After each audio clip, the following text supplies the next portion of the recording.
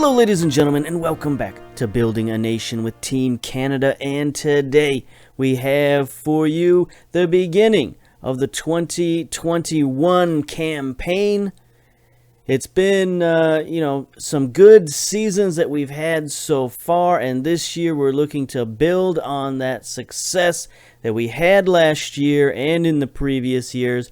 Now, we haven't had any tremendous success, no huge championships or anything like that, but it's been, slowly building the nation and the team and everything else. It's been pretty good so far. So before we look forward to 2021 and what we've got going on, let's take a tiny look back at what we've done and what we accomplished last season. So first of all, we qualified for the Olympic Games. Our under-23 team, we got a pretty talented under-23 team, and they managed to qualify for the Olympics. We defeated Ivory Coast in the quarterfinals, and that got us into the medal round, and we were able to medal, taking third place, bronze medal in the Olympic Games. It's an outstanding achievement for our young players. Wasn't gold, wasn't silver, would have liked to get into that gold medal game, but we were just, we just faced that top quality that we don't quite have yet. Hopefully we can achieve that at some point.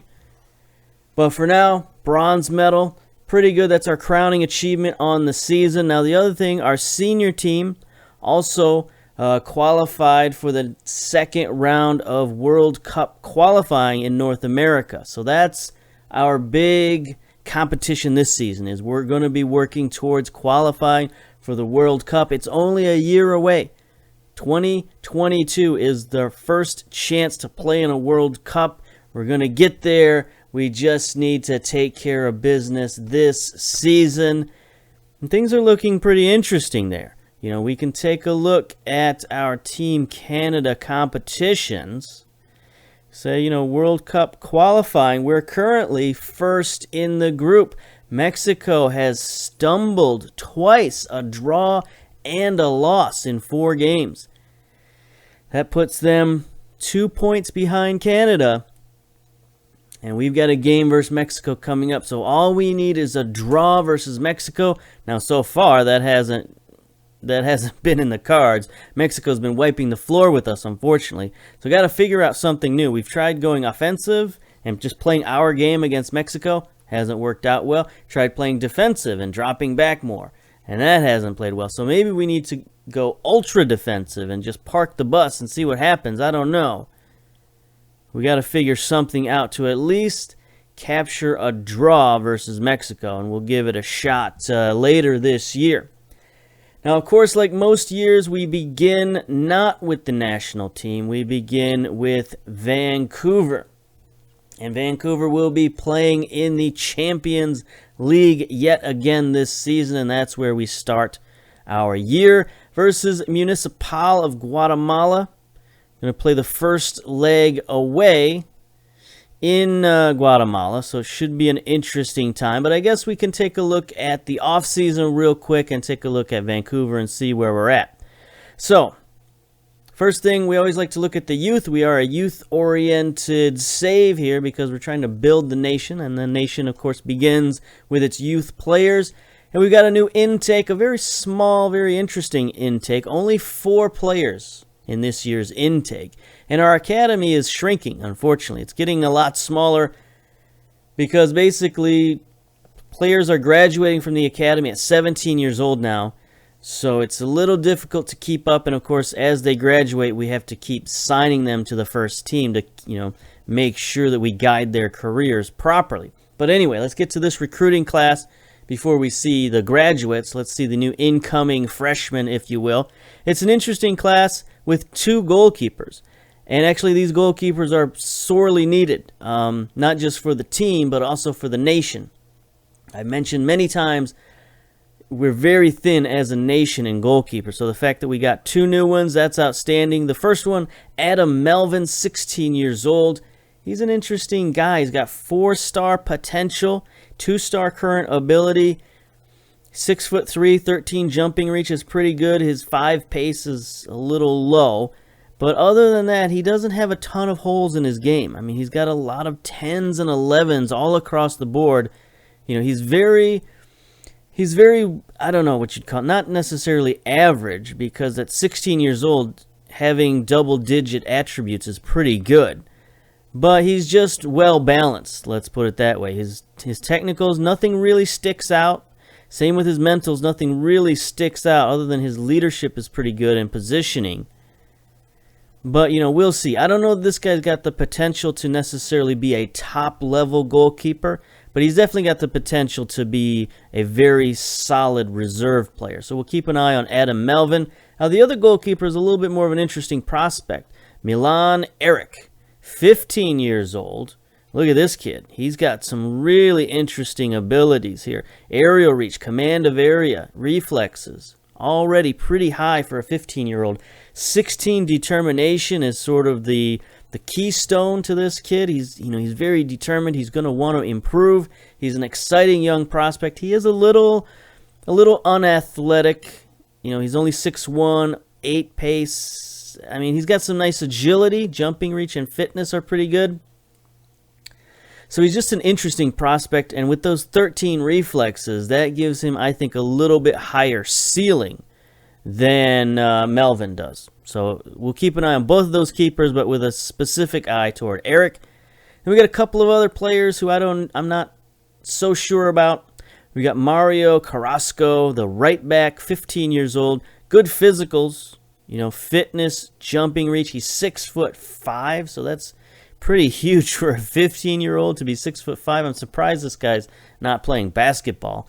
Honestly, maybe he's a converted basketball player. I don't know, but 6'5" at 15 years old, he could be 7 feet tall by the time he's 20 years old. I don't know, but you know, he does have those good physicals. He's got some leadership ability. Tackling is nice. His main problem here is determination. Determination. We got to get this kid in the mentoring group pretty quickly. But he is an interesting player at right back for sure. And then defensive midfielder David Stokic, 15 years old. He's just sort of your average run-of-the-mill prospect. He does have 13 tackling, which is nice. 14 determination, so he might be a little bit more determined to improve, though his ceiling is a little low, only maybe 3-star potential. So we're not necessarily looking at this kid as a national team player, but maybe sort of a borderline MLS player. Although with only 6 pace, his athleticism is just, I don't think, good enough to spend too much time and effort on this kid, unfortunately. You know, we got to be a little cutthroat when it comes to this kind of thing. Anyway, that's the academy, the new recruits. The other guys are still there. A lot of these names we've looked at before. And speaking of the academy, of course, the graduates, I've signed most, if not all of them, up to the senior team in Vancouver. Take a look at our transfer history. We signed 5 of them this offseason. We're getting to capacity here in terms of how many of these guys we can bring in. You know, basically, I've stopped drafting from the super draft. There's just no point in bringing in super draft players. I've traded away all my super draft picks. So we're all academy right now. We're 100% focused on the academy. We brought in Sean Montgomery. Take a look at this guy. 17-year-old goalkeeper. Another goalkeeper. Again, another guy that we got to focus on. Athletics, again, are a bit of an issue for this guy. Only 5 strength, only 6 pace, agility 6. So, again, I'm not sure how high his ceiling is, but he does have 14 reflexes, 12 aerial reach. His command of area and communications are okay for a 17-year-old. 16 determination. So, hopefully, now that this kid is training with the senior team, we're going to start seeing improvements with him, you know, by leaps and bounds. And then we'll know whether we've got a real prospect on our hands or not. Carlo Roseland, 17-year-old, another left back, guy with pretty decent physicals, 14 jumping reach, acceleration, agility, fitness are all pretty good. Mentally, he's okay. It's technically where he's lagging behind. We definitely need this kid to improve, and he's currently injured, so that's no good. Vuk Stankovic, guy we've looked at before in previous videos. He's the kind of guy we're looking for out on that left-hand side. 16 pace, 17 balance, nice agility and acceleration. Again, 14 determination. Technically, again, he's got a lot of work to do.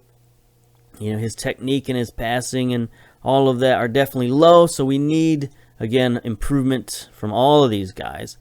Matthew Jousa, another guy we've looked at attacking center mid.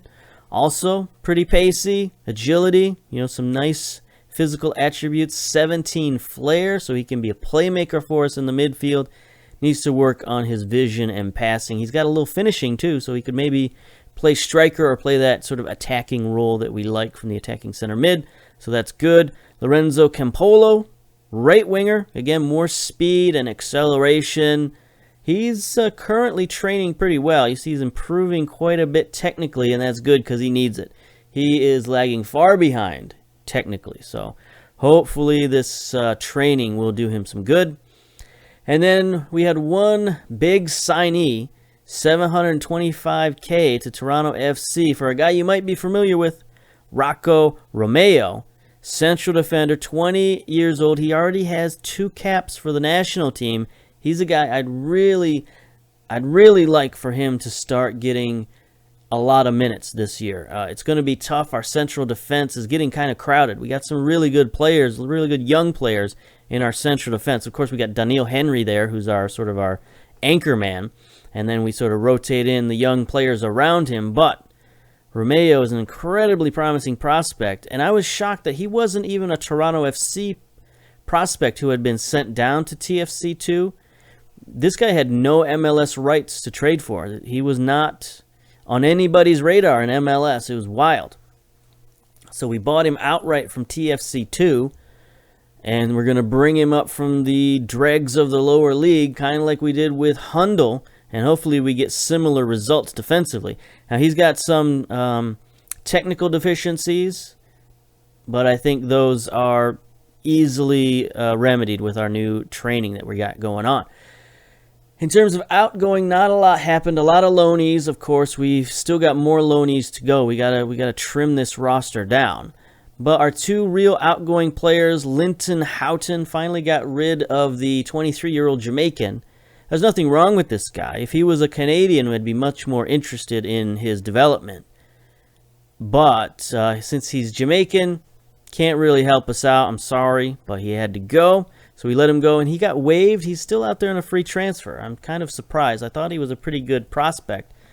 But I guess at 23 years old, it's a little too late for this kid, unfortunately. And then sort of the controversial move in the offseason, Jordan Hamilton, we let him go. Sold him for $200,000, sort of a fraction of his value, to Kalmar FF over in Sweden, Swedish Premier League. Basically, it's one of those moves where it's like we could have kept Hamilton, but he would have been sort of clogging up our lineup, and we just had too many guys at his position, sort of, in a way. Anyway, we're moving in another direction, is what I'm trying to tell you, and we found a very good club to send him to in the Swedish Premier League. Kalmar FF, you look at this team, 3-star regional reputation, good finances, great training facilities, great youth facilities. And he's a starter. You can see on their starting 11, Hamilton up top as their target man. So he's going to get playing time. He's in a pretty decent league. The Swedish Premier Division is a pretty good league. Take a look at it. Let's see. Do we have... I don't know. Anyway, it's a good league, good team. He should be getting lots of playing time there. So I think it was a good move. Maybe not for the team, maybe not for Vancouver, but I think it was a good move for the nation to just say, let's get Hamilton in a position where he's going to succeed and get a lot of playing time. So hopefully that pays off. So there we go. There's a bit of a look at the team. Finances, of course, we're fine. $30 million in the bank. The board, we're very secure with the board. Starting the season at 68% is always pretty good. Got a $15 million payroll, so no problems there at all. We're improving our training facilities yet again. That should be done early this year, 4/3/2021, is when our new improved facilities are going to come online. If you look at our club, we already have excellent training facilities. So this is going to make them, superb training facilities, state-of-the-art training facilities. It's going to be up there. We're going to be high up there in terms of how good our training facilities are. So that always helps with our training, helps with the ceiling for our players. So that's outstanding. Now this year we've taken a little bit different tact to the schedule. As you can see, not as many friendlies as usual. I think last year we played too many friendlies in the early season and it hampered our training a little bit. We weren't allowed to train because we were just too busy playing 2 games a week. So this year we cut it down to 1 game a week, and we played 1 interesting game. How about this? Miami FC. Now there's a couple reasons why this is interesting. First of all, it's Miami FC, Beckham FC and all that stuff. But also, some people in the comments have mentioned that we should get an affiliate team, a Canadian affiliate team, and I went to the board and said, hey, let's try this affiliate thing. And they agreed, and they sent me a list of teams, and there was not one Canadian team on the list. I don't know, it's probably because we're listed as an American team because we play in MLS. But guess who was on that list of teams that could be our affiliates? That's right, none other than Miami FC. They're our new affiliate. I figured, why not, right? They're one of the better teams in the lower leagues in the U.S., at least one of the bigger teams with the best facilities and things like that. Now, they're not great. Adequate training facilities, okay finances, regional reputation. But, I figure this is sort of a prestige move, right? To say, we're linked with one of the bigger teams in the U.S., Miami FC. So it's an interesting move. I don't know how beneficial it's going to be, at least this season, because unfortunately, look at their senior squad, and their senior squad is stuffed full of players. Look at this. They've got like 1 million players. Now, a lot of their players aren't very good, but they do have 1 million players. And so far, the players I've tried to send down there this year, they've refused to go. So I don't know what the deal is. Nobody wants to go to Miami. Maybe it's because their roster is full. But we'll see. We'll figure that out. If it doesn't work out after a year or two, we'll look for another affiliate. But for now, it's Miami FC, and we played them in a game 3-1. Fine, it was an interesting game. We'll take a look at some highlights real quick. It was actually a pretty close game for most of the game. We got out early, scoring in the 12th minute. One of our new signees last year, Brim, another national team player, got out early. Nerwinski sending it across, and there's Brim just waiting there on the back post. But then it took a while. It took, 30 minutes, just about halftime. And there's Brim again, just sort of lurking. Another set piece goal that time. And then here is Miami. I think they're going to get one back here. No, we go up 3-1. There it is, Hundle. And then Miami gets one back late. That's right. So Brim and Hundle, we're looking for those guys to team up quite a bit this season, hopefully. And here's Brim again. What is this highlight? I counted 4 goals there, but I guess I could be miscounting. Anyway, here's Miami FC's goal. Little rebound. They get it back, and there we go. Am I hallucinating? Was that 4 goals? It definitely was not 4 goals. One of those must have got called off, right? Because there's 12 minutes, 57 minutes, 90 minutes. So that goal in the 30th minute, he was offside. Okay. Why they showed that highlight, I don't know. But hey, they just live to confuse me, I guess, and I'm easily confused. So let's move on. Let's get away from that. And